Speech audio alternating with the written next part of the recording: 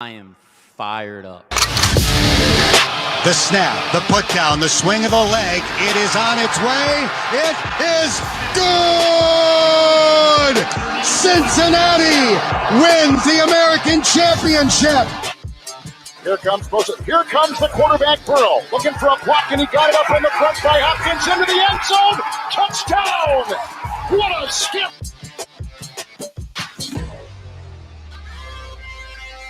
As there's a drive in a deep left field by Castellanos, it will be a home run. And so that'll make it a 4-0 ball game.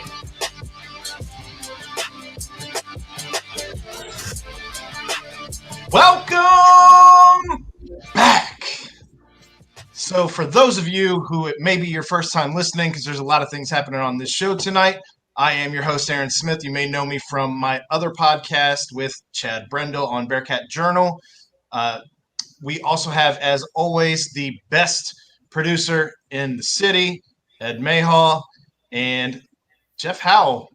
So we do also have a special guest tonight, though. We have the mayor of Reading, the legend of Bearcat lore, Tony Pike. So, Tony, welcome to the show. We do appreciate you taking some time out of your evening for us. No, this is great to be here. Trust me, I got two little ones running around the house, so this is a big reprieve for me on a Wednesday night. I like this. I like the backdrop there, the Big 12 UC backdrop. I got to start working on that stuff for my podcast. I might get in trouble for that one. I think there's like copyright things on it. So you point out that you do have two young kids running around. I do want to appreciate the fact that you lent I won't say lent. That's maybe not a great word choice because I don't think you're getting that back. But you did give my little sister a diaper at the BCJ watch party at the Holy Grail, since apparently my sister forgot a diaper for her little one. But, appreciate that. It's incredible. We have a 5-week-old at home, and if there's a pin drop, she wakes up. And somehow at the Holy Grail on Saturday, with that place going absolutely bonkers, she slept for 4 hours straight. So I don't know what it is at this point. We haven't figured out the trick, but we might be spending a lot more time out at bars apparently with our kids. Whatever works. Exactly. Fantastic. Absolutely. Judge how you may. So I will talk a little bit about the watch party. Electric atmosphere. I know you and Chad had the pre-show. You were there just meeting everyone, my mother included, as people would come up and introduce themselves to you. What's it like kind of removed from, when you were at Cincinnati to get to see the ebbs and flows of this Cincinnati Bearcats program go from where it was with your peak, then to go through the Tommy Tuberville era, and now kind of on this huge uprising, which after having beaten Brian Kelly in Notre Dame, I would like to think that maybe we're even higher than we were with Brian Kelly. It's crazy because I go back even further. My grandpa was a season ticket holder, since before I can remember. And, that you hear the stories all the time of, well, back then, if you wanted basketball season tickets, which everybody did in Cincinnati, right, you had to buy football season tickets. So I remember going to games as a kid, and it was fantastic because I could just move around and sit wherever, and you're down by the field, and your parents and family could never lose sight of you because there weren't that many people at the game. So to grow up with that, and then to kind of usher in 08, 09, those years, and be a part of those teams was unbelievable with the atmospheres in Cincinnati. And then, the Senators era, as I always want to respect Tommy Tuberville with the Senator Tuberville, with the bottoming out of this program. I don't think, in Luke Fickell's first year, when there was rumblings that this Notre Dame game was going to happen, if you would have told somebody then that UC is going to Notre Dame and Notre Dame is going to be in the top 10 and UC is going to be favored, they'd have laughed you off the face of the earth. And, that was the case on Saturday. And for me now, I've been doing sideline for so long, and I stepped away this year because I've got the two little ones at home. I'm really getting to enjoy the environment as a fan of all this. And, that's what I appreciate the most, because from the fans you saw at Notre Dame to the fans that come to the Holy Grail watch party to the fans that travel to the Orange Bowl and the Sugar Bowl, Cincinnati has always kind of put on when it comes to traveling and supporting their team. So seeing it from a different angle has been really cool. Now let's talk about that. We saw the footage and we've all seen the videos on Twitter, on Facebook, wherever you want to catch them, YouTube, whatever. But there were roughly, I mean, it looked like damn near 20,000 fans from Cincinnati, if not more, in South Bend. Yeah. And I mean, the players had talked about, I had heard before I started seeing the videos pop up, but we heard that it sounded like a home game experience. And then we see the actual footage and you're like, good God, this really was like, they traveled well. So what was your takeaway from that? When Trey Tucker caught the touchdown pass before the half, it looked in the stands like a Nippert Stadium home game. It was that much red. That's all you saw. And, there's other videos out there where you see a sea of red and they're doing the Let's Go Bearcats chant. And in the middle of it, you see Notre Dame fans actually doing the chant. So they brought Notre Dame fans along with them. So, It never amazes me because, like I said, I know that this city rallies behind teams, but seeing it on that stage, and I asked Dan Hort about this earlier in the week. Dan Hort said someone approached him at Notre Dame and said that outside of Nebraska years and years and years ago, they had never seen an opposing team kind of take over South Bend like that. So you're talking about some really good programs going in and out of that stadium that didn't represent themselves the way that Cincinnati did. I mean, I've been up to Notre Dame I had a buddy that walked on up there. And so I went to several, very large games, Michigan, USC, those kinds of games. And I can never remember seeing opposing fans do what UC fans did this past weekend. And then the choice to go with red was brilliant. Yeah. Because if they had gone with if they had worn black, it wouldn't have stuck out the same. It would have kind of mixed in with everything else. The red just popped up there. Their creative department is incredible right now. And I know that when they do the uniform release videos each week, I watch it 20 times on repeat because I'm like, why wasn't this stuff available back in 2009 with a lot of other things like that NIL stuff that's coming in. But man, they've done such a good job from a branding standpoint and from a social media engagement standpoint. And I really do. I think it ties a lot with how successful they are recruiting because they know how to reach out and get to these kids now in high school.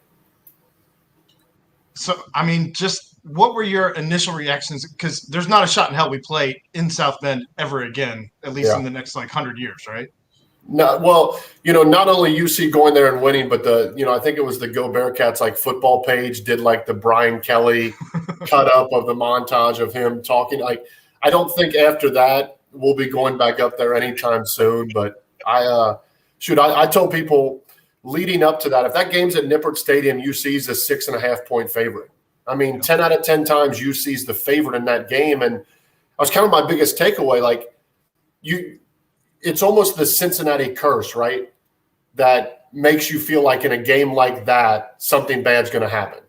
We've seen it with the Reds. We've seen it with the Bengals. We've seen it with UC games in the past we don't want to bring up in both sports. But it almost felt like, okay, what's going to happen next? But it wasn't because UC wasn't the more talented team. It was just because kind of we've been groomed for that for most of our lives. But I walked away from that, thinking UC didn't have to win with smoke and mirrors. They didn't have to win with trick plays or crazy blitz schemes. They literally just lined up and they were the better team on both sides of the ball. And I just think that's kudos to what this football program has.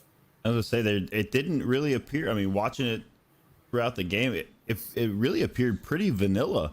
As far as the looks they were given, and like you said, they were just lining up, and the better kids were winning the game. Yeah, it was incredible. The defense, I think, played their best game of the year. And that's a lot to say because they were fantastic against Indiana as well. But when you look at kind of the full package, once they got their footing after that first Notre Dame drive and they forced the turnover, it wasn't a situation where you were concerned. And I attest still at this point of being 4-0, the offense still hasn't played a complete game. I think the offense has struggled at times, and when they've needed to be great, they've been great. But, I traveled with this team when I was young at UC to Ohio State, and I traveled as a sideline reporter to the Michigan game and to the Ohio State game. And I remember before the game thinking to myself, like, man, that's what a big-time program looks like. You just looked at the players. And I remember thinking last year, at the end of last year, and then that Notre Dame game, like, UC looks the part. Like UCF's big years, they were fast. You know, the scheme was a lot different than what you saw anywhere else. UC is just, they present themselves like a power school right now, and it's so cool to see. Well, maybe Luke Fickell can give Notre Dame the opportunity to come down and play it. Fantastic. It's fantastic. So what's it been like then for you taking it all in as the coaches from Notre Dame have talked about we beat ourselves, and then you have, you know, on your radio show, I can only imagine the vitriol you've gotten from some local Notre Dame fans kind of saying the same thing, where we beat ourselves, UC's not that good, et cetera, et cetera. Never mind the fact that you had 2 top 10 teams playing not week 1, but week 4. So we've seen a body of work, or I'm sorry, week 5. We've seen a body of work now from both teams to where it's not an accident they happen to be in the top 10. Well, I mean, you look at what Notre Dame has done. They found a way to win this year, but they didn't look great against Florida State, and we've seen who Florida State is. They struggled against Toledo. They certainly didn't impress until the fourth quarter against Wisconsin, and Wisconsin kind of handed that game away. UC has answered every bell. They've answered every call. And, again, if it was, you know, a special teams touchdown or a trick play or something like that where UC snuck a victory out, I would feel differently about it. But like I said, it was dominance. They dominated the line of scrimmage. They dominated in the run against the run. And Williams for Notre Dame is an NFL running back. You know, Notre Dame has the best safety, many people say, in the country, and UC didn't have a problem attacking the middle of the field. So I think pound for pound, UC was far and away the better team. And I've had to really talk to a lot of Notre Dame fans about that, because there was something. So we have a sponsor on my show, Cincy 360. Cincy Shirts is a sponsor of it for our section, and they came out with shirts last week for the UC Notre Dame game. Mm-hmm. So as a sponsor of the show that I host, I wore the shirts during the week, and, you know, there was like Fickell's greater than Kelly, something, you know, something simple and goofy. And I get on my phone like Thursday in the first quarter of the Bengals game, and I've got like 80 notifications. And I'm like, man, something happened in this game, you know. And I look, and someone from Notre Dame social media had found these videos that I had posted and were just crushing me for it. So I was so hoping UC held on to win, because I was not going to take the appropriate route. I very pettily went back that night into every comment I had and just simply liked the comment. I mean, it was petty as all get out. But I kind of just made sure that I responded to every one of them by just simply liking their comment. Now, one of the comments shirts, by the way. One of the comments that Chad said that you made to him at halftime was that Brian Kelly seemed relatively reserved from how you remember him being at halftime. So what was a normal halftime, especially if you were down 17-0? Like, what would you expect Brian Kelly to be like in that locker room after a half like that? There is nothing that I could say without damaging my reputation for the rest of my career that was said at halftime of those games. Like, I remember the first game, Brian Kelly, one of the first games he was at Notre Dame, and the quarterback comes off the field, and he's just red-faced screaming at the quarterback. And these announcers are like, well, Brian Kelly really, you know, he needs to calm down. I'm like, did no one watch any game at Cincinnati? Like, the guy, I mean, he looked like my shirt every time I came off the field. He was so angry. You know, our relationship was nuts, because he really kind of kept things under control my junior year. And then my senior year, he let me have a lot more say, which led to a lot more back and forth on the sideline, to where it would come across of, man, these two are heated. And I always respected him for it. But, man, I remember watching those games like, is this a surprise to people? Did no one watch the coach that they had just hired from Cincinnati? But I told Chad, halftime of the Pitt game, you know, we're down huge in that game, 21 at one point, terrible first half. Brian Kelly comes into the locker room, and he's like, look, you're going to apologize to this whole team for ruining their perfect season if you don't turn things around. And that was literally my halftime adjustments from Brian Kelly. Now other coaches came in and they gave the adjustments, but there was no rah, calm speech that I heard at halftime of that Cincinnati game. That was, hey, get ready to apologize for everyone because you're single-handedly, ruining this for them. Now after the game, back to all love and everyone was happy, but there was some very heated locker rooms. I equate it to like little league sports. If you have a bad game and your parents are mad, you don't want to ride home, you're looking for ride home after the game, like begging anyone to take you. That's how I felt at halftime a lot. Anyone else want to talk? Are we good? I can only imagine what halftime. I feel like that's maybe the equivalent of like a Bob Huggins halftime for basketball. Like just a guy just out of control, winning, controls everything, and that's that. Yeah. So you experienced the Pitt game as what prior to Saturday was inarguably the biggest game in Cincinnati football history. And now here we are with a game that arguably rivals the game that you participated in and had a very heavy hand in a W with the Pittsburgh game.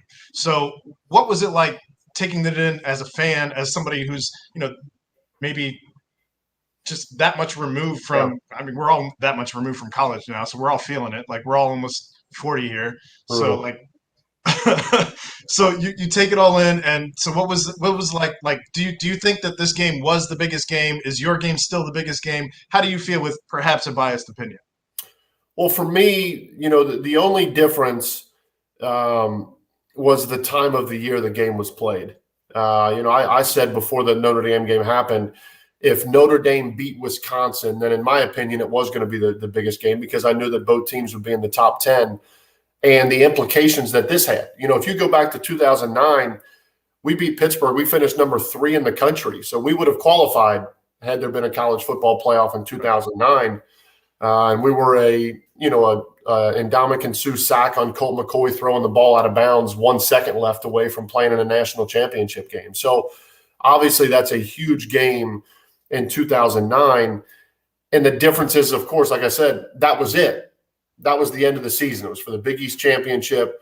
You're playing in a BCS bowl as opposed to this one. While the game itself may have been more important, there's still 8 games left in this season. So I think you really wait to hold judgment of the severity of that Notre Dame win until ideally this team can run the table and also be Notre Dame fans in the meantime, because I think Notre Dame now has Virginia Tech, USC, and UNC in their next 3. As a UC fan, you don't want Notre Dame to go 1-2 in that stretch. Nope. Because Indiana's already out of the top 25. You don't want Notre Dame to fall out because that's a reason for the committee at the end to kind of knock you for that. So if it holds up and they can run the table, then to me it is the biggest game in UC history. So you're kind of on board then with what we said, at least on Bearcat Journal on Monday, where we were saying, like, finish the game out, go undefeated, and this game becomes. But as of right now, you can't necessarily put that at the top of the total. Yeah, and they have a lot of stuff still to do. It's not just, I look back to years past where it took a last-second field goal to beat ECU, and it took a blocked field goal return for a 2-point to beat Temple a couple of years ago. Like I said earlier this week, they've got to win with style and flair the rest of the way. They are undoubtedly the best team on the field in every game they line up in going forward. That they can't afford a 7-point win. They can't. It's a 29-point spread against Temple. You can't win that game by 10. And in doing so, you've got a quarterback in Desmond Ridder that's getting Heisman conversation. He's third in the betting right now as far as odds go. So Dez needs to continue to explode as well, because as long as Dez is in the Heisman conversation, then UC is in the national spotlight conversation. And, they get another chance Friday being, Friday night ESPN college football, where I think a lot of fans that maybe can't watch them every Saturday are going to say, okay, let's see what this Cincinnati team's all about. Let's see if they're for real. So you should go out and try to beat Temple by 40. So you bring up Desmond Ridder, and you all are both quarterbacks that played for Cincinnati. So who's your number one quarterback currently to ever play for Cincinnati? Is it yourself? I'm not allowed to put myself up there. I've learned that like doing radio. You know, we did like a Cincy 360 Ring of Honor. Yeah, Ring of Honor. Yeah. You know, I was inducted into the Cincy 360 Ring of Honor, and I get crushed for it. You know, I can't put myself at the top. Certainly, I look at the body of work that Gino Guidugli did in his time in Cincinnati. The great, all-time great Greg Cook is up there. But, man, Des came back to school for a reason, and I know he wants to win, and I know he wants the team to win. But Des has talked about wanting the records at the University of Cincinnati, and I believe he's 30-4 as a starting quarterback. I mean, there's nothing that I could have done. There's nothing that Gino could have done. There's nothing that anyone could have done to say, okay, I'm 30-4 as a starter. And the stats might not be the same. And at times in the game, you might say, how did he miss that throw? But, man, every single time this team needs a play, look at before the half, you look when Notre Dame cut that game to 4, it's Des Ridder making plays. So, you know, for me, while I grew up appreciating Gino and what he's done, you know, if Des can finish this out, I mean, you think about 30-4, we're talking 38-4, 39-4 possibly for a starting quarterback. You know, that would be one of the best quarterbacks all time from a record standpoint. Surely he would be one of the best quarterbacks at the University of Cincinnati. So going back to Notre Dame game, were you surprised to see Leonard Taylor have the breakout that he had in that particular game?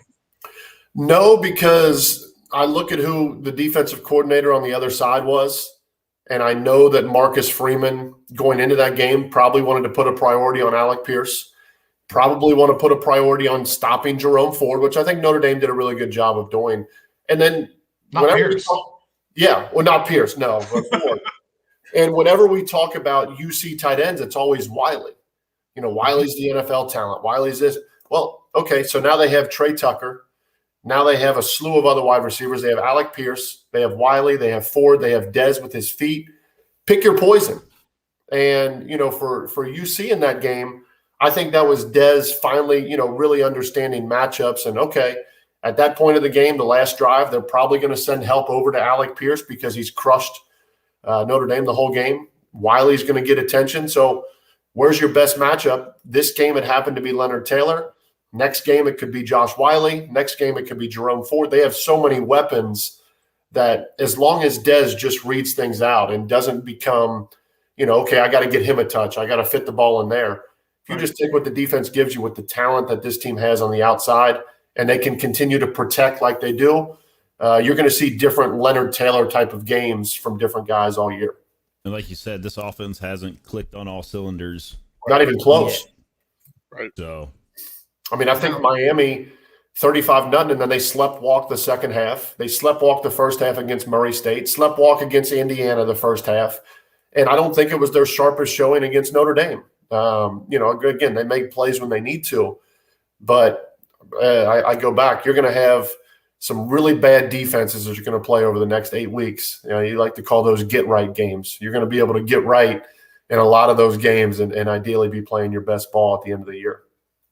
Now, you bring up the weapons. Is there any part of you that is – because you had a slew of weapons yourself, but is there any part of you that is a little jealous of where the weapons are now compared to where you were? No way. I'll take my weapons any day. Now, I'll take this defense. I'll take what this defense has any day. But no, the weapons we had in 08, 09, man, with Isaiah Pede and what he was able to do, and Marty and Armand and DJ Woods, Marcus Barnett, Ben Guidugli. I mean, we had some weapons all over the field, and we hadn't even tapped in at that time to the greatness of Travis Kelce. So I'm taking the 09 weapons.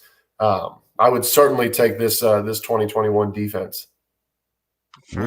Would you throw at Ahmad Gardner?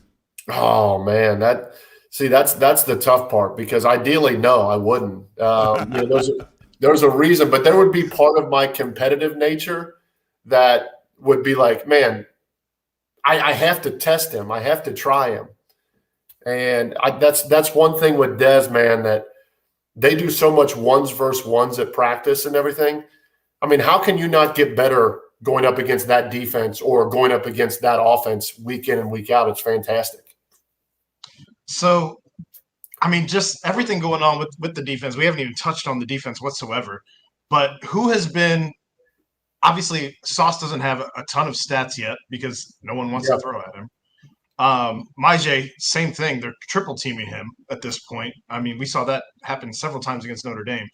Who's been your MVP of the defense, and who should we watch out for as the season progresses going forward?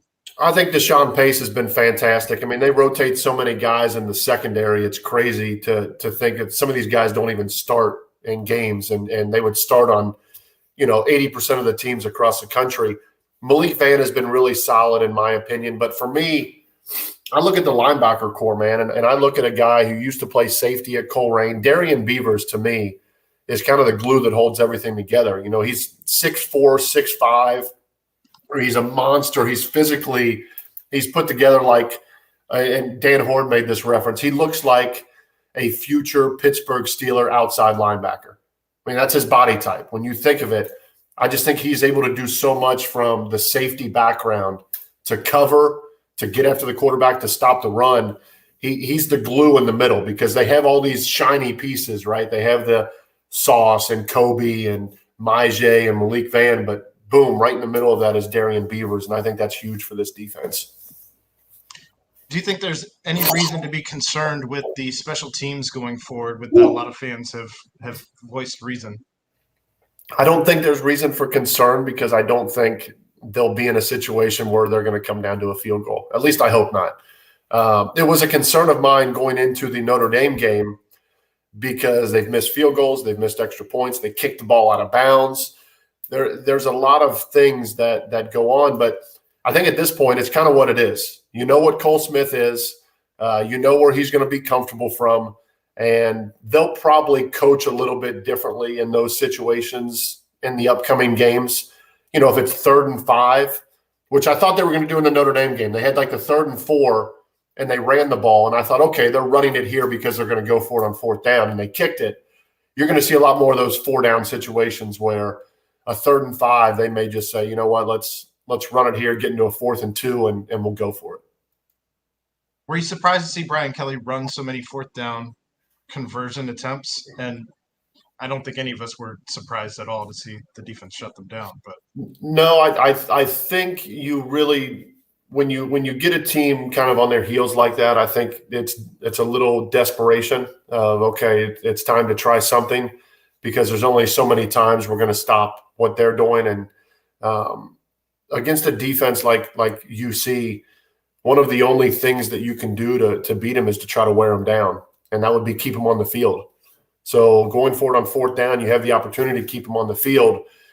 If you have these situations where you give UC the ball back and that defense goes and rest, it's hard enough to move on this defense. It's really hard to move on the defense if you're not getting any sustained drives. So we talked about it during the Indiana game where it was part of my worry that the defense had been out there so long that as the game wore on, that they would, maybe not be quite as sharp. Yeah. But it didn't seem to affect them much at all to be out there. It was like they desired to be out there and wanted to be out there, and they were just as sharp at the end as they were at the beginning. And it was like 110 on the turf at Indiana. That was a really hot day, and you're like, man, Big Ten, they're going to start imposing their will, and the defense just continued to stand up. It was impressive. I actually looked at Murray State as kind of the blueprint if you're going against this defense. Could just completely take out trying to get an explosive play and just say, okay, if we can get 4 yards, 5 yards, 3 yards, because Murray State's to sustain some drives against this UC team, and in my opinion, that's the only way around this defense is, hey, it's going to be really hard to get a home run. We might have to dink and dunk, let the play clock run down, be on the field as much as possible. That would be the only way to attack this defense, in my opinion. Now, one of the last questions I want to leave you with here as we try and get you out of here in a little bit. The Big 12 move, how much did that mean to you as being part of the just cornerstone for getting this program to where it is and being a large part of getting the university to where they were even able to apply, much less finally be accepted into a big conference like this. Well, when the original expansion happened and UC was kind of left out, it just felt like the wind was out of the sail because you missed out on that. And then you go into the dark days of Senator Tuberville's run here at Cincinnati. And then Luke Fickell's first year was 4 wins. And you just felt like, you know, in the back of your mind, it's like, man, I remember when Cincinnati football was this, and this is not what we want to be, and this is not what you want to do. And at the end of every conversation you had about UC, they got to get into a conference. They got to get into a conference. Every single conversation, when they're good, when they're bad, got to get into a conference. And now that conversation is done. And you don't have to have it anymore. And you have the money, and you have the backing, and you have the TV. You know, no offense to ESPN3, but I get tired of having to stream UC games on ESPN3. And okay, so I get into the Big 12, and now I don't have to worry about that. You know, Mike Oresco has done a great job with the American Athletic Conference and pushing them to be the group of 5 and the Power 6. And I really respect all that. But until the Big 12 or until a conference happened, that was going to always be the knock on the University of Cincinnati. And it was the knock on UCF and every other team that had that ability. So it's not just the Big 12, but it's okay. You're bringing UCF, you're bringing Houston. BYU's been fantastic the last couple of years. So you're really bringing some good programs with you in a conference that's going to be loaded from a basketball standpoint. Absolutely. And a conference that is going to give you great opportunities in football. Again, no respect. And I know from trying to get tickets this week, I know Temple's sold out, and I know that crowds are coming back, but it's a lot easier to sell West Virginia coming into Cincinnati than it is to sell Tulsa at the end of the year coming into Cincinnati. And that was the Big East days, right? It was Louisville, West Virginia, UConn was really good, Rutgers, Syracuse. All of these teams were good draws. And now that you're getting back into that conference, you're going to get that at Nippert Stadium. You're going to get that on road trips. And it kind of brings things full circle that everything that went into this was worth it because it's gotten you to that point, and then your stadium has been upgraded, your basketball arena has been upgraded. They're adding money to the locker rooms. They're full steam ahead, and ideally full steam ahead to be able to pay coaches more money when that time comes. Now, do you think Nippert needs to be upgraded again to allow for more fans to attend games? I think they have the ability to increase the upper area, but I will attest. I've played in some really cool places. I've played in some crazy environments. Nippert Stadium, a sold-out Nippert Stadium is one of the best environments, and that's not a biased opinion. That's from having a chance to play in the NFL and talk to players that came into Nippert and were wowed, by what it was, and it's and part of what makes Nippert is its location and where it's sitting. And you don't want to take away from that too much, especially when you already have the noise and the atmosphere and everything that goes along with it. I think Nippert's fine as it is. As long as it continues to sell out, it'll be great. Now, did you sign the jersey for Rocky Boyman before you had to wear it? No. See, I'm collecting a lot of debts right now. I'm collecting a lot. So Rocky Boyman, he's got one coming. Jordan Cornette, who went to Notre Dame, who's a Cincinnati guy. He works for ESPN now, ACC Network. He's got a jersey coming. So, I put myself out there. I was going to have a lot of bad days ahead if UC didn't pull that game out. So right now I am, I can't think of where the coach was from, but, it was a smaller school that went and they got paid a lot of money. And they won the game, and he ended his speech with, now go get my money. That's kind of what I feel like right now. UC got 1.2 to go beat Notre Dame, and I'm getting to collect some debts on it as well. Was that Appalachian State, Michigan? No, I think it was like the NCAA or something, coach. It was fantastic. I have the clip that I use on my show now just to go get my money.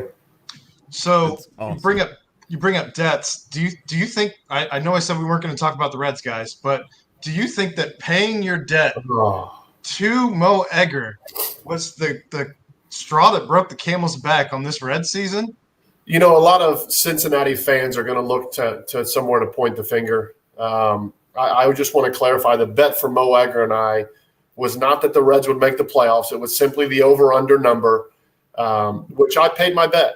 You know, I'm a man that pays his dues. I'm a fair man out of all this. So when Mo Egger kind of put it out there, like, look, Reds are kind of cruising. My lock looks pretty good. Okay, I'll pay the man. Here's your skyline. And after that, the Reds lose 8 series in a row, and I absolutely get crushed. So I guess what they say is any publicity is good publicity. So I'll take whatever it is. It was the NCAT Aggies. Yes, that's it. That was the clip. Now pay me my money. Well, if the shoe fits on the Cincinnati curse that you brought screaming back, just saying. I'll take it. Hi, Tony. Hi, Chad. How you doing, buddy? I'm great. Now, see, I said earlier, I told you about all those Notre Dame fans that came at me. I now understand what Chad Brendel goes through on a daily basis. Except people from everywhere. Chad's so good to go back at it. I just take the extreme petty route. I just went back and liked all of them. Yeah, I like the kerfuffle. I like the messing with them a little bit and having some fun. Exactly. But that's okay. You know, somebody's got to have some fun with these people on the internet. It's the internet. It's supposed to be fun. Hey, you know, you talk about Cincinnati curses. I don't think it was a coincidence that in the span of like a week, UC went on the road, the Bengals went on the road. They won in Pittsburgh. They won in prime time. UC goes and beats Notre Dame. All of a sudden, a couple days later, Facebook and Instagram completely crash. Out. Right. Deleted. You want to talk about signs of the apocalypse. The Rams or the Chargers game had a lightning delay the other night. There's more likely to be an earthquake than lightning there. In a dome. Starting to put everything together. There's some stuff going on right now that's apocalyptic. Good talking. It was. And by the way, Tony, that chicken parm, you have to do it immediately. Dude, that chicken like was a whole chicken. It was massive. I saw the picture. Your problem is the place is only open until 2, and you're on the air until 2. The Bread Bar in Walnut Hills, by the way, is what we're talking about. The single best chicken parm sandwich I've ever had. Are they open till 2? It's a lunch spot. Crowd. Tony, I'll fly if you buy. Man, what? 2 o'clock? I'm either on the radio or sleeping. Aaron will drop it off at the station for you. I'll fly if you buy. Yeah, sure, great. I'll be in touch. Bring it to the studio. You got to get Austin something. Maybe get him like a baguette. Austin seems like he'd like a baguette, just a baguette. Just a baguette. No. When Austin starts changing his allegiance fully to the Bearcats, I'll start getting him stuff. How about with that guy? Can we talk about what that guy pulled, Tony, on Saturday? It's incredible. Austin shows up. Austin Elmore, Audie Elmore, Tony's producer for Cincy 360. He shows up in a black Under Armour quarter zip, right? Black Under Armour quarter zip. I'm here to support you. I'm here to support you. The Buckeye game comes on, and he's got what looks like a red T-shirt under the quarter zip. He zips it down, pulls it apart on the first Ohio State touchdown. After Ohio State scored. There's an Ohio State logo just underneath the zipper. That son of a bitch planned it. Yeah, because in Austin's mind, he didn't want to pull it out early because Rutgers could have very well beat that team. Right? But he had it concealed, and he tried to play a trick on all of us. There's a complex, Chad, when UC's ranked higher than Ohio State. There's something that's just so perfect about the world we live in. Did you see yesterday? I compared Desmond. I told you this morning this afternoon on Cincy 360. I compared Desmond Ritter's performance at practice on Tuesday to the Tony Pike era. he was dropping dimes, deep balls, crossing routes, over the middle, 30 yards, 20 yards, 15-yard digs, like all the throws. Dez was in his bag, and Justin Williams and I were standing next to each other like, this looks like the Brian Kelly Bearcats a little bit. I was asked on the show today by a caller, what was the more dynamic, powerful duo? Was it Ritter and Burrow or Palmer and Pike? Ooh. Now that was Carson Palmer when they went 10-6, I think. It's quite a question. That's a good question. That's a hell of a question. Again, I think this kind of goes back to our best game ever. You have to wait and see how the season plays out exactly before you answer that question. Exactly. This UC team needs to go undefeated, and the Bengals need to get to at least 10 wins. If they get to 9 and UC goes undefeated, I think I might still take. Deal. Although there's rumblings this week from Urban's actions that the 2009 Sugar Bowl may be forfeited. Oh. You know, there may have been some illegal actions down there. Aaron Hernandez was involved. I can now say that freely without worrying about things. People's oil might have been checked.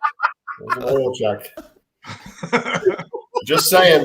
I'm just saying if that happened this weekend, imagine what was happening up there when Urban Meyer was the coach. What has all been swept under the rug, and what did we not see at Florida that may come to light here soon and result in a 2009 Sugar Bowl win for the Bearcats that I would claim? I can't wait for the 30 for 30. I cannot wait for the 30 for 30 on Urban Meyer. Just on Urban Meyer. Not on Urban Meyer, Florida. Not on Urban Meyer, Ohio State. Not on Urban Meyer, Jacksonville, but just Urban Meyer. It'll never happen in our lifetime. That won't. I don't know, man. Come out. That'd be a good one. But it'll be good. Here's what Tony want to know. Here's what Tony and I want to know, Jeff and Ed. Like, when are you guys going to be at a watch party? Aaron was there. Soccer season's almost over. I was at my son's football game watching them beat a hated rival. Was it Reading? It was not Reading because he doesn't play for Wyoming. we already had this talk. Yeah, the school. Tony played for the school across the tracks, so that's just how that was. No, I also thought it was a pretty weak move that Aaron's mom had to arrive before he did. Oh, what are you making your mom get there and wait for? You got to get there on time. Well, I mean, she's on a walker. She needed to make sure she got a table. I live like 10 blocks away, and I didn't walk there yet. You live 10 blocks away, and your mom beat you to the damn restaurant. Yes, that's true. You should have been there early and had a table already set up for her, Aaron. I was getting ready to walk out the door, and her boyfriend called me and said, "I just dropped off your mom. Do you want me to come pick you up?" And I'm like, "Yeah, that's wow." Yeah. I mean, his mom was like a lost puppy in there, just hoping Aaron was getting ready to walk in at any time. I don't know. I think she was more than happy that she got to converse with you before I got there. Hey, before we let Tony go, I have to ask him this question. What is the best closed sports bar, and why is it Hoops? Ooh, you've answered it there. I mean, Hoops, let me tell you, Hoops used to have $1 beer on Wednesday nights, like $1 beer cans. You want to talk about doing some damage. They had great pizza that you can throw in the oven. Hoops was the spot. They had a golden tea machine in there. They had a ping pong table at one point, a pool table, darts. I used to race people in front of that would drink. I would like take money from people because they'd be like, "Oh, I watched you in the Sugar Bowl and you couldn't take 3 steps without falling over. Surely I can beat you down the street." All right, put your money up. I used to drink I got paid to drink. I would make so much money off people down at Hoops. I mean, $15 is 15 beers, so hey, whatever the bet is, who cares? Exactly. It was Hoops, and now it's Augie's. Augie's in Reading as well. Always gets it done. Well, there you go. Tony, that brings up a follow-up question for me. Who could drink more beer? Me. And just no, I don't. You better hear the names in this question. In a straight-up beer drinking contest, Mo Egger, Tony Pike, Jason Kelsey, Connor Barwin. I've heard those two are legendary. Jason, I would go Jason, Connor, and then I would be like a distant third. I've heard stories of those two finishing cans of beer before they like they opened the tab. Inhumane. And the can was gone. It's inhumane. Someone handed him a Bud Light from the crowd this weekend. And he Yeah. just, right there. Tony, I want you to know my mom's texting me right now, and she just said it's because I'm awesome, and that's why I beat you to the Holy Grail. It's correct. So she is watching. Usually when you come to a watch party, you want to get there early enough to watch and have a seat. So We did all right. Did at Well any played. point Aaron smack the shit out of you, sneak attack from behind during the game? He did that to me a couple times. I never did that. I just shook your shoulder, Chad.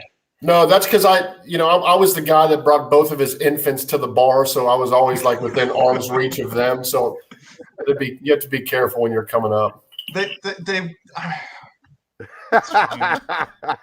Are we getting Tony out of here now? We're getting Tony out of here now, right? We're at time limit. Yeah, it's time for me to go like change diapers and stuff like that now. For the record, I have no kids. That was my niece, but thank you. Tony, Aaron was like, "This is my niece, and that's my sister." And I was like, "Well, if that wasn't your sister, there'd be a real fucking problem." Well, there would be a problem, and at the end of it, it's like it was introduced like, "Hey, this is my sister. She just had to borrow a diaper," and I'm like, "Okay, that kind of happens now." I thought we were getting Tony out of here. Is that happening? What's happening? Hey, thank you guys for having me, Tony. We appreciate it. I'm like, I guess I'm like the JV, and then you guys bring on the varsity here at the end. Oh no, I got to ask for a review. What's your rating? What's your opinion on what will now officially be introduced as the newest podcast in the Bearcat Journal Podcast Network? Top of the top, 10.0. That's what I'm talking about. I love it. We appreciate it. You gave us a half hour, and here you are 45 minutes later. So hopefully the kids are sleeping. That's much appreciated. That's why you went the extra 20 minutes. Don't let them tell you. I haven't heard any crying yet, so appreciate you guys. Thank you, Tony Pike. We appreciate it. You can catch him on 15:30 pretty much every day of the week. Roughly at what? Your show is at? Not roughly. Yeah, noon to 2. It's pretty hard to start and stop. That's how radio shows are. We start, when we try to start at certain times. Yeah. It's a little different in the podcast world. But Tony Pike, ladies and gentlemen, thank you very much, sir. Thanks, guys. Have a good one. Thanks, Tony. Thanks, Tony. So, Chad, you brought it up. This is the official announcement of the evening. Look, I even changed my background. Did. I love that, by the way, Jeff. That was like, I was like, I don't know, Aaron. Like, maybe Ed did that. It was my idea. It was. You were why can't we put it on the new logo on the exclamation point? I mean, it's on the exclamation point on the other one too. My thought was on the P of the first P of pardon the punctuation, and you just make it look like the same as it does on the B for Bearcat Journal. But when Aaron sent me that, I was like, oh, that's it. That's hot. I like it. That's hot. So I don't know who did your original clause, but Todd had that done a long time ago. I couldn't find like a high res version of it, so I had to like put it over on my iPad and then trace it and make it work. And then you had everyone, and I'm sure it's probably still going on. Everyone is like up in arms over your tweet because like. I think you guys have stopped. We stopped pretty much using that I went the to bat Tobler. signal because everybody's taken it over and has used it for themselves. So I was like, I'm going back and using throw this one together. And then when you put it out, and there's like everybody was like, oh, what is this? I'm so confused. I don't know what to do with this. My hands. I don't know what to do with my hands. Well, it was outstanding. I loved it. I'm just mad. I just got this hat now that the logo's already dated. Yeah, it's old. Well, it's vintage. Vintage. We know where we come from. This is our background. We can. I know you guys use somebody else, but I could have those in the store at 513 Shirts on a hat like tomorrow. So we tried that once. We're not tied to anything. Well, they were cool with us. We just didn't have the money. No, you know. Apparently, we have friends in high places now. You got friends in high places now. Okay, all right. Do you want me to make the announcement? Do you want me to make it official? Well, I want you to talk about not only the announcement, but also what it means for Bearcat Journal and how this is actually going to be a thing going forward. Okay. So as of now, going forward, Pardon the Punctuation is part of the Bearcat Journal Network. We did it, guys. We did it. Yay. Oh, you went Ryan Royer. I like Ryan Royer. Yeah. So we started a new board this morning. It's called the Banks. The Banks is going to be an off-topic board. I anticipate there's going to be a lot of Reds, a lot of Bengals, a lot of food, a lot of gifs and memes and randomness. It's going to be fun. I see this podcast as kind of an anchor, kind of a staple of what Bearcat Journal wants to do and adding a new board, because here's the thing. We had talked about in the past adding an off-topic board, but you guys know me. If I'm going to add something, there's going to be content attached. Like, it's not just going to be, we're going to throw something together. I don't want this to change what you guys do. Okay. I still want you guys to stay on your channels. I still want you to stay on your feeds. I still want you to do what you're doing.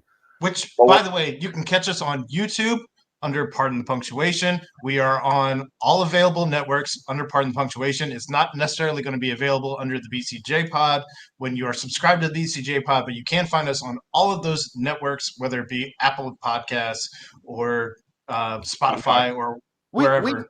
We've never talked about this. I don't mind doing that if you guys want to do that. I will put the audio and the description and all of that into the Bearcat Journal Podcast Network feed. I wanted to let you guys keep your intellectual property. I think we should leave things as is, the way that people have subscribed. And if they don't want to listen to us, which, I mean, let's be honest, if they're subscribed to you, they want that Bearcat stuff. We're not always going to necessarily give you that Bearcat stuff, but we always include Bearcats if there's something going on.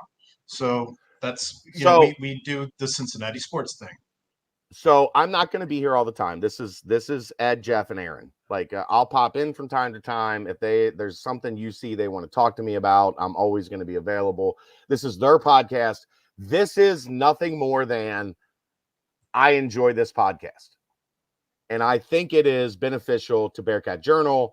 I think it is beneficial to this podcast mutually for all of us to work together to make this podcast bigger, to give members of Bearcat Journal additional content, to let people know about a podcast on our network that is very good. And as you guys know, I don't like anything. You don't like people. I don't like people. And I like your guys' podcast. I like it so much that I want it to be a part of what we're doing at Bearcat Journal. I want it to be an anchor for the Banks, for the new board. So when you guys get done, you send me your embed codes. I will put it on the front page. I will have it at the top of the Banks board. And if you talk UC football, it'll be on the UC football board. If you talk UC basketball, it'll be on the UC basketball board. If you talk both, it'll be on both boards. And if you son of a bitches just add in like 3 minutes of UC football and UC basketball every week, so I have to put you on both of those boards, I'm going to come back on here and raise hell. So Hit the trifecta.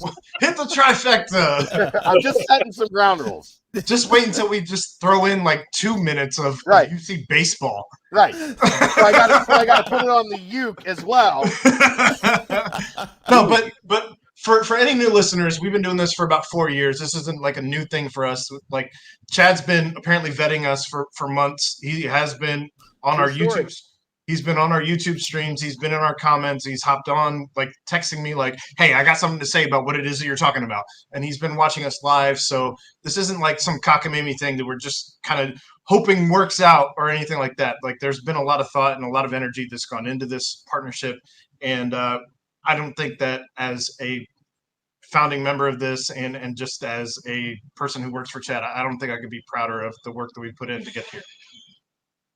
I've got good news for Ed and Jeff too. You know what this means? You're gonna send me one of those hats? Admin. Those bites. They get comped. You're now comped members. I get free wings at Midwest Journal community. What? Oh, okay, I know that too. No, like I'm comping your subscriptions. Like you don't have to pay for Bearcat Journal anymore. I'm down with I that know too. you only paid like $1. I think it was like $26. I think. Yes, 26 for a whole year. And it was totally worth it. And I tweeted out that it was totally worth it whenever I did that. Now, Jeff, be serious though. It is totally worth it. We produce a lot of. We do a good work. We do all right. And it gets to the point. It literally gets to the point. Like I have to like put my phone down and away from me because I just scroll through and I'm like, I mean, it's worse than like TikTok because I feel like if I go into one like rabbit hole, by the time I come out of it, there's another rabbit hole that has already started with like 40 pages worth of stuff that I feel like I have to read. And at least you aren't being killed on every podcast that you do.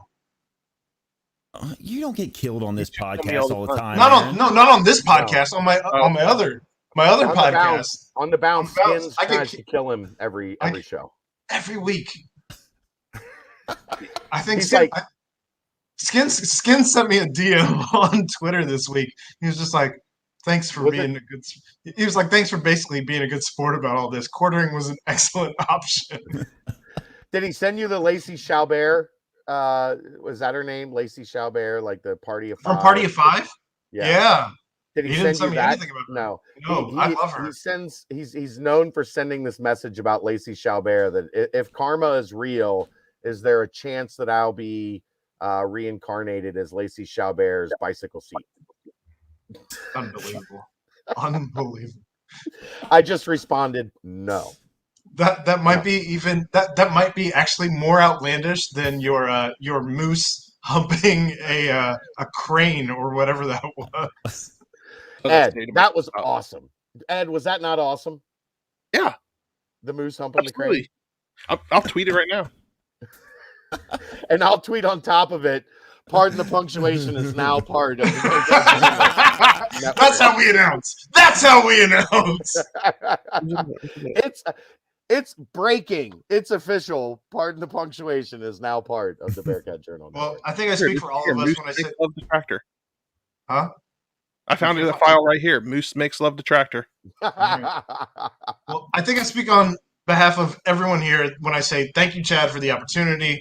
We are more than excited to be part of the umbrella Ella A. But that was also a great tweet.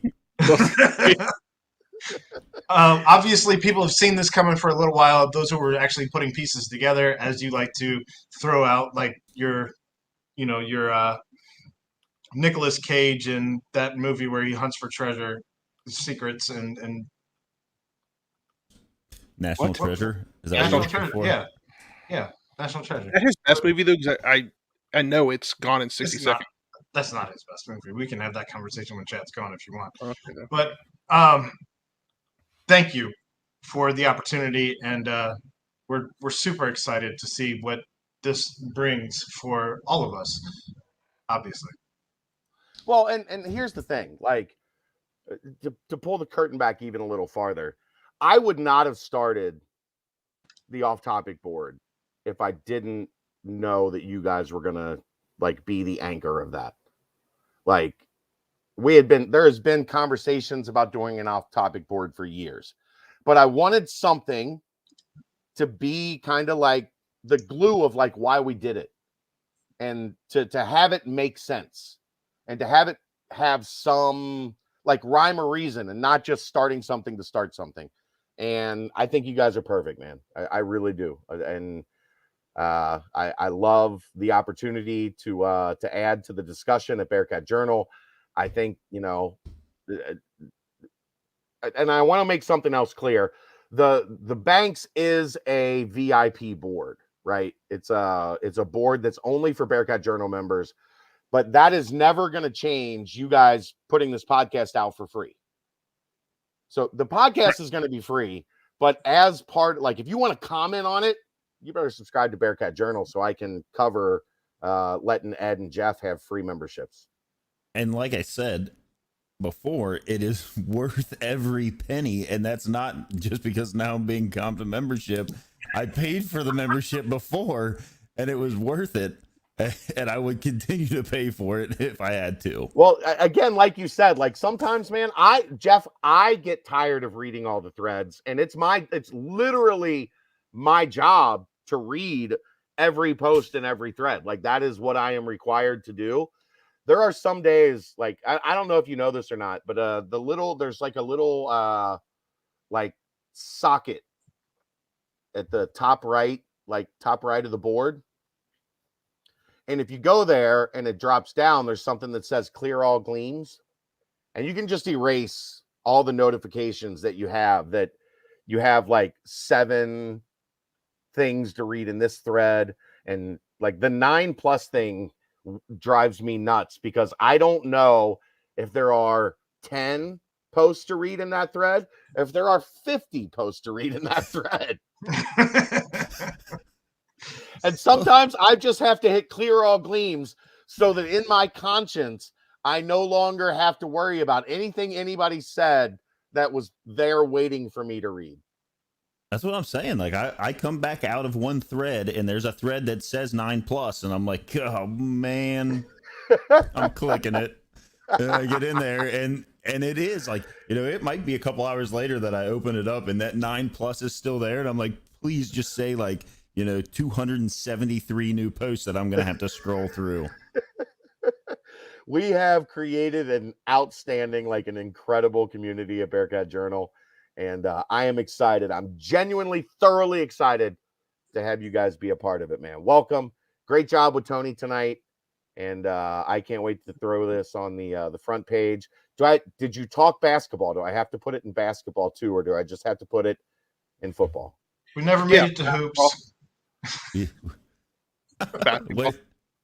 Ed just says basketball. Basketball. Now I got to put in basketball. Today. We never made it to hoops. Have you made it to practice though this week? I made it a little bit Tuesday before I had to go to football practice. Did you already talk about it though on the BCJ pod? A little bit, but I'll reiterate what I said here if you'd like.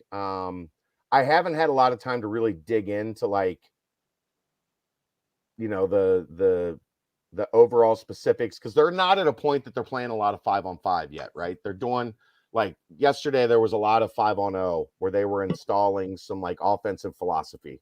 Well, you know what 5-on-0 is, Ed? No, I'm just laughing that you really did retweet the moose humping the tractor. Ed, if you haven't figured this out yet, I know you were going to do it. The funk. There's no. He's not a bullshitter. If I say I'm gonna do it, I'm gonna do it. Don't bullshit a bullshitter. I think that's why we're a good fit, right? No, well, before you go into any more detail, though, I did talk to Chris Lepore when we were down at the watch party, and they did basically defense drills from Friday through. Like, there was nothing that really took off offensively anyway before you got to witness a practice. And they're still like this is Wes has said this in a couple interviews that we've had with him, and this is really the hard part for a coach. Like back when we talked about the start of football practice, the start of camp at Higher Ground, we talked about how fast they hit the ground running. And that's because there were so many veterans. This basketball team's not in that position. They're this is the exact comparison I made. So if you listen to the BCJ pod and you're listening to this, you're like, Chad, shut the fuck up. I just heard this. Fast forward about 5 minutes. Yeah, fast forward 3 minutes and you can skip this part. Football was able to start camp at 300 level classes. Basketball is starting the start of practice at 100 level courses. And they're having to go through every step of the process. Now, coaching staffs hate it. They hate it because it just means that they have to spend a lot of time teaching that they want to spend coaching. But the team has really, really practiced at a high level of intensity when I've been there. I think that's something you always want to see. I really have been impressed with watching Wes coach, the way he's able to go from super intense to, if guys are messing up, he's on them. And if they correct what he was yelling at them for, he's giving them a pat on the back. And I think that, and especially the way things work now with 18 to 22-year-olds, that's the secret recipe. Luke Fickell does it. I think Wes Miller is right there behind him in that, kids don't mind being yelled at as long as you're not an asshole to them every second. If they screw up, they expect to be yelled at. But they also expect when they get it right for you to say, exactly, thank you. That's what I was talking about. Good job. Now, do it again and make it, repetitive. Make it something that you can do all the time. So I've been really impressed by that part. That's the biggest takeaway I've had from practice so far is I like the pace and I like the just the overall feel, the overall kind of, emotion around practice. It doesn't get too high. It doesn't get too low. And the one thing I like about Wes is, and this is another thing I said on the BCJ pod, because I don't have a whole lot of, all that many original things to say in the span of 2 hours. Wes is a guy that doesn't seem to get mad for long.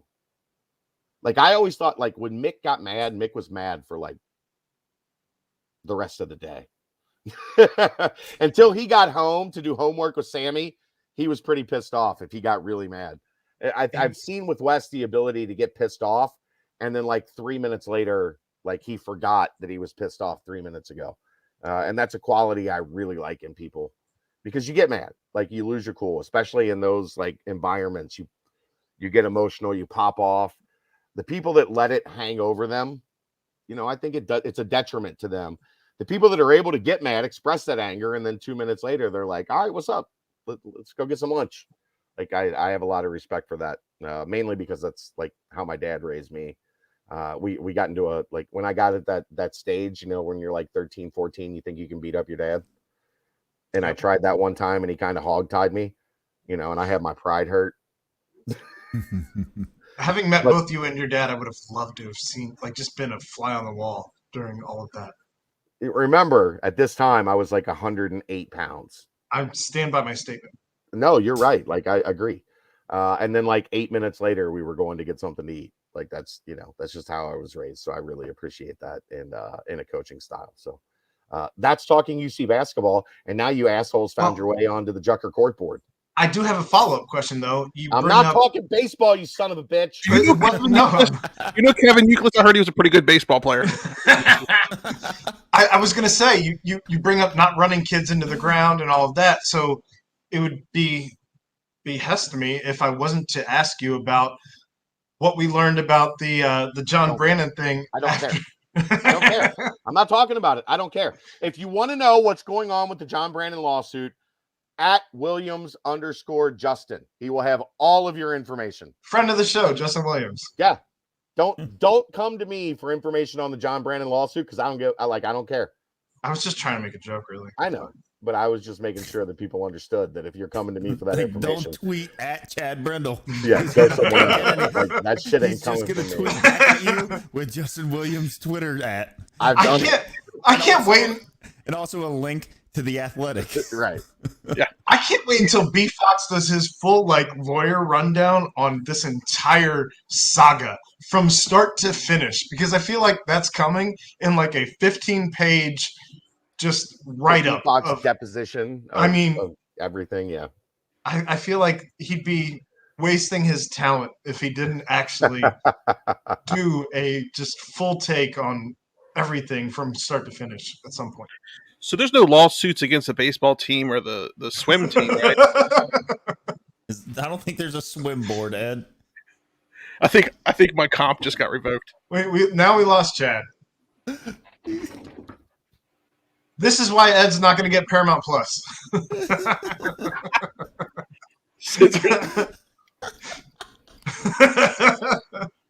You ever been stabbed? You ever been stabbed with a dull pair of scissors, Ed? Not a dull pair of scissors, no. Yeah, I don't think they're gonna do much. I don't think they're all that dangerous. We bought them when we had like a 4-year-old, so you know. If I get you all the way down here and like the little that part, I might be able to pinch you to the point that it hurts kind of bad. But like this is all rounded. Like I don't think I'm going to be able to do too much damage. But I just wanted to let you know I was serious. Well, you want to stick around for Bengals talk, or you out? No, you guys do your thing. I gotta get up and take the little one to school, and Kelly's got a long day tomorrow, and we got a lot going on. But Ed, when you get done, get there. Aaron, are you going to send them to me? Are you gonna? This is Ed's responsibility. He knows how to pull the embed codes. So you have to give him my email, Aaron. That's fine. That's your responsibility. I can handle that. I'm gonna do the audio, and I'm gonna do the video. So when you do this, when it's on the front page of Bearcat Journal, you will get the audio code for the Pardon the Punctuation podcast. You will also get the video, and I am thrilled to have you guys in the BCJ network. And open invitation if you guys ever want to write anything, Reds, Bengals, whatever.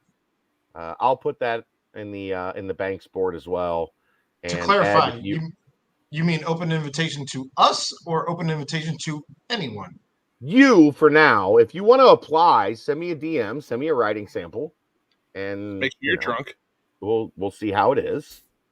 What'd you say? Make sure you're drunk. You have to make sure. Aaron was drunk Saturday and he was driving me fucking nuts.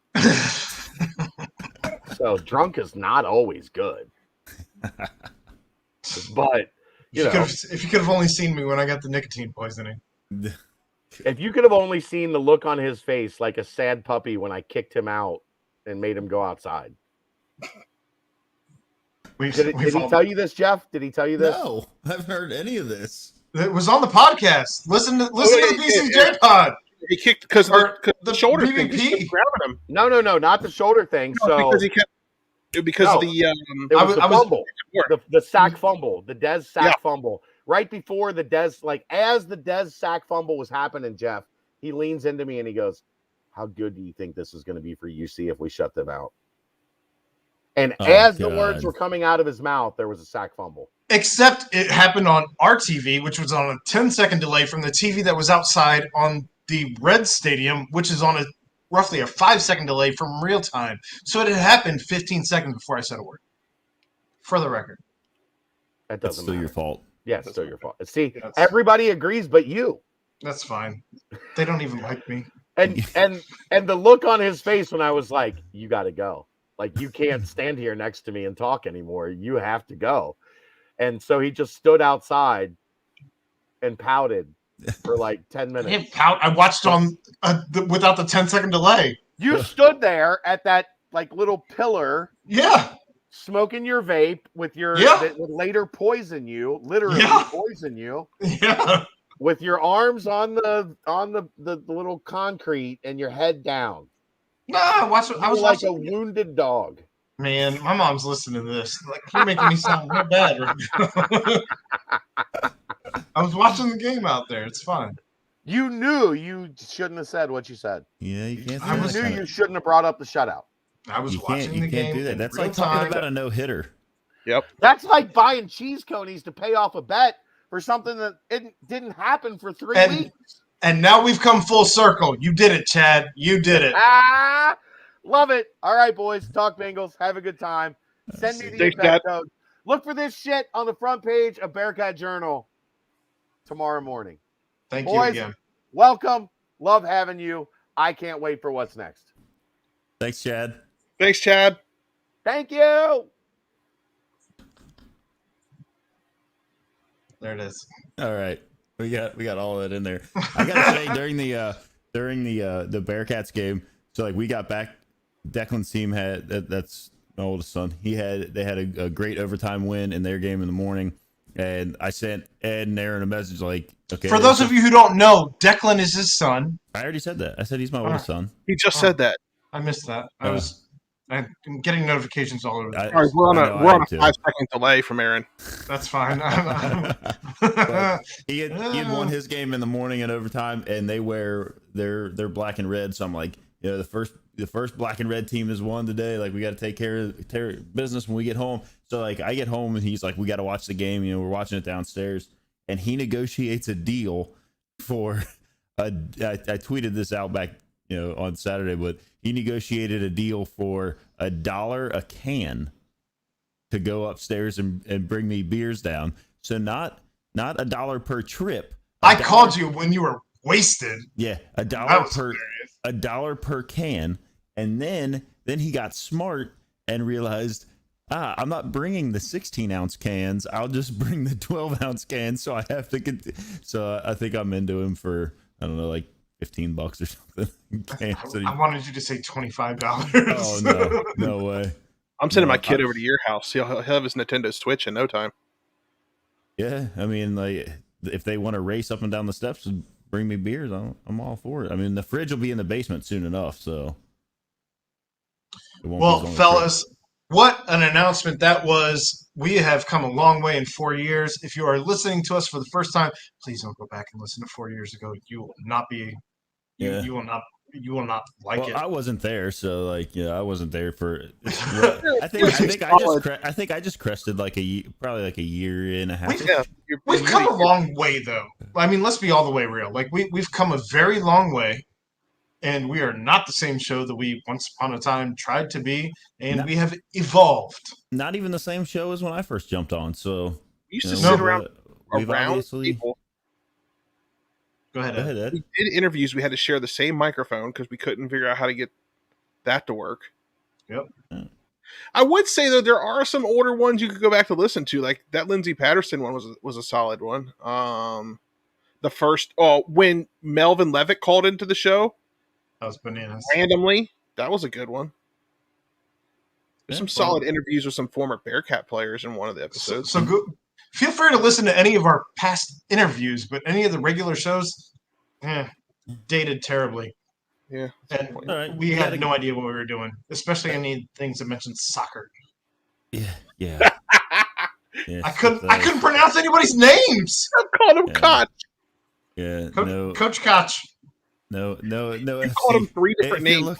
If you're looking for FC Cincinnati content, this is not the place to be. Never will be. I have a scarf. That's about it. Ever. So we tried. That's what it is. All right. So the Bengals on Thursday night, they hosted Jacksonville, and they did what they don't traditionally do on nationally televised games. They won. Yeah. Yeah. So what were your takeaways from watching that game? I mean, it to me, it's just like it's kind of a turning point, and you beat the Steelers. That you went up, and not only I know we talked about this. So wouldn't the Steelers game then be the turning point? Yeah, but it's kind of like this season, like this kind of stretch here has been. I mean, you go up to the Steelers and you don't just beat them, you out and out bully the Steelers.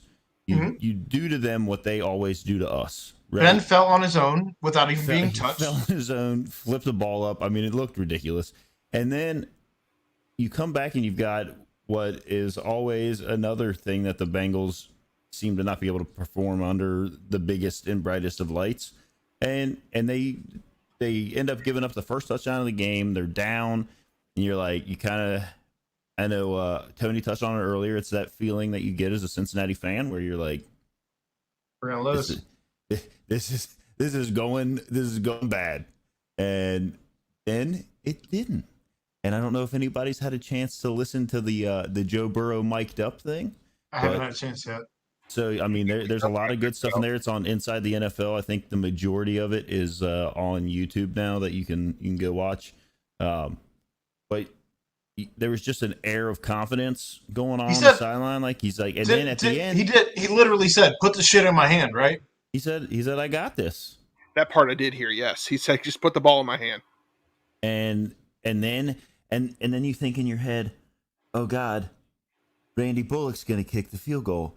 But you remember, the Bengals were smart, and they drafted Evan McPherson. And he missed a field goal for Tennessee this week. Yes, he did. And I sent a whole bunch of messages out, and I was like, oh. For those of you who are upset about the Bengals taking a field goal kicker in the 5th round, paid off. It's paid off twice. In dividends at this point, right? Like, yeah. Yeah. I mean, okay, so you look at it and you're like, oh, what was that final field goal in the game against Jacksonville there? Well, it was like 35 yards. How far was it? 35. 35? Okay. So, I mean, you think about it, you're like, okay, it's kind of a chip shot. But in the past, it could have been a chip shot.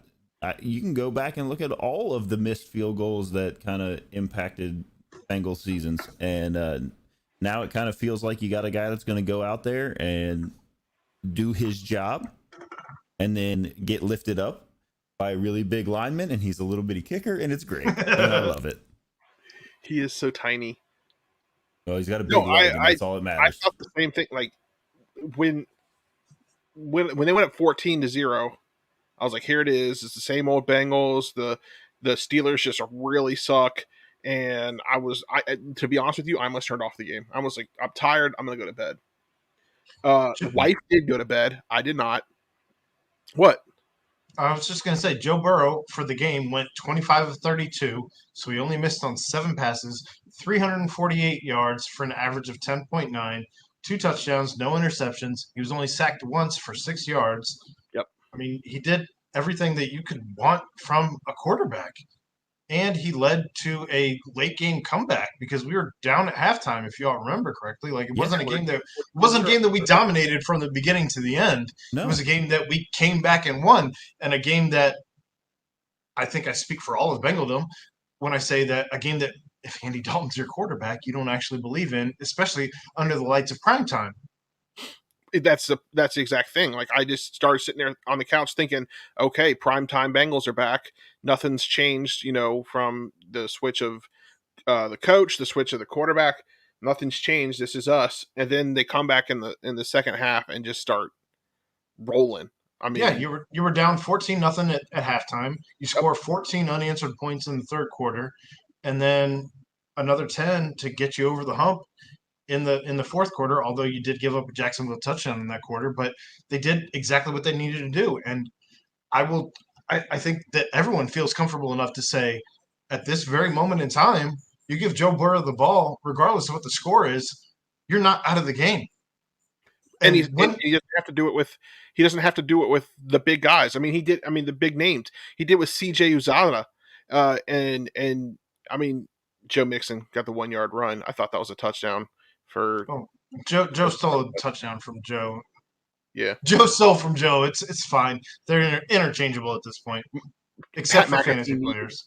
Pat McAfee, Joe Mixon to get that so he could win his bet. So when they were down going into the half, and my brother-in-law sent me a text message and said, and he's like he's more of. Folks here are new, so they might not know about the Jeffamist. But I've tried to work on myself, mostly because Aaron leaves group chats if I start becoming the Jeffamist. I don't leave them; I stay in them, but I come back later. Right. So I've tried to work on myself here. All right. I've tried to reform my Cincinnati fandom. My brother-in-law is worse than I am, and he sent me a message that just said, he's insufferable. But he sent me a message that said, "We've got Joe Burrow. We're always in the game." And I was like, "Oh, really? You really believe that? Is that where you're at right now?" And he's like, "Dude, as long as he's our quarterback, we're in the game." And you see, like, when you get to the end of the game there, and it has since come out, and it's knowledge everywhere. Everybody's heard it already. That he checked down to a jailbreak screen for Uzomah, and he runs a touchdown play. And you listen to the way he talks about it, like, okay, I've got the playbooks in the back of my head, and I know like their defensive coordinator, whenever he wants to zero it out, whatever, like he's coming after me and sending everybody, and like I know that I can hit this pass. And guess what? I'm going to trust the guy that's right over here, and the play is not really designed for him, but he knows the play, so I'm going to call it. And I think CJ even said afterwards, like, "You're calling this play. I'm all right. I know where I gotta be." And he was right there and made the play to set us up. That's the evolution, though, of a quarterback going from his first year learning a playbook to his second year knowing a playbook, right? Okay, but you've got that. But then you've got to think about the fact that he didn't get a preseason last year. Correct. So you lose that. You did. He gets hurt. He didn't get a preseason this year either, for that matter. He gets hurt midway through. So he studied the playbook, though. So that's ingrained in his head.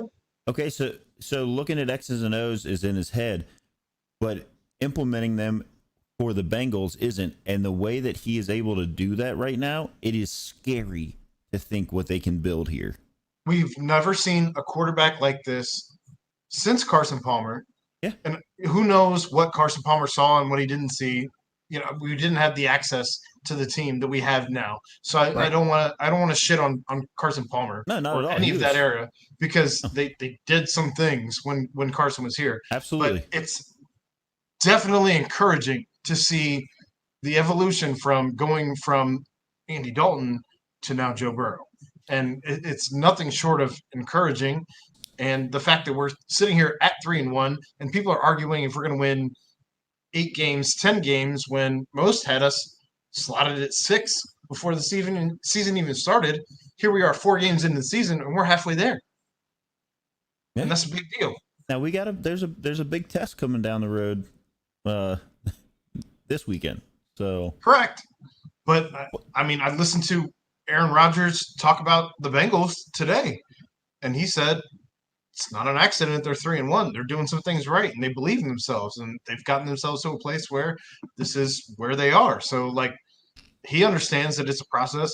Although I just want to just completely go off the road and say everything with Aaron Rodgers and Mike Tomlin and that whole thing, like the smile and the nod and wink and all that, and it's disgusting to me how much the media wants to bring up anything Steelers at all, regardless of what costs. I don't think Aaron Rodgers is going to Pittsburgh. If Aaron Rodgers goes to Pittsburgh, he becomes enemy number 1. But he said this week on Pat's show. Pat has him on every Tuesday. I know they brought that up on ESPN today. Okay, well, you're welcome. He said that he's a big admirer of Tomlin. No, you love Pat, and I'm not going to take that away from you. You're welcome. Thank you for not taking that away from me.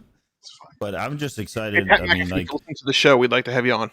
He's never going to listen to the show. I know a couple weeks ago we had our when we did our 100th, we had Aram Layton on, and he was like, "Hey, you guys got a lot of great things going on. Obviously, the Reds still weren't out of everything totally, but we could see the writing on the wall with that. But even that, the Reds finished with a winning record, so there were a lot of people that didn't think that was going to happen. They didn't make the playoffs. Hopefully there's some things that happen this offseason, and we'll get into that if things happen. But you had that. You've got Bearcats football playing, maybe the best that they've ever played. Ever. You've got a Bengals team that's winning. Mm-hmm. There's a lot of great things going on with Cincinnati sports, and I'm here for it. We're here for it. I hope lots of people keep coming back to listen to us talk about it. So, and this is the type of content, though, that you can expect going forward. If you are a new listener, if you're still here after Tony Pike left and Chad left and all of that, but we will continue to cover the sports that we cover. We do not talk about Xavier. Nor will we ever talk about Xavier unless it's crosstown shootout time. No qualms here. But we will continue to cover the Reds at length when there's things worth talking about. We'll continue to cover the Bengals the rest of the season and heretofore. We'll continue to cover Bearcats football and basketball because that's where our passion lies. So this was another episode of Pardon the Punctuation. Did you have something? And if we ever get a professional basketball team back, we will cover that.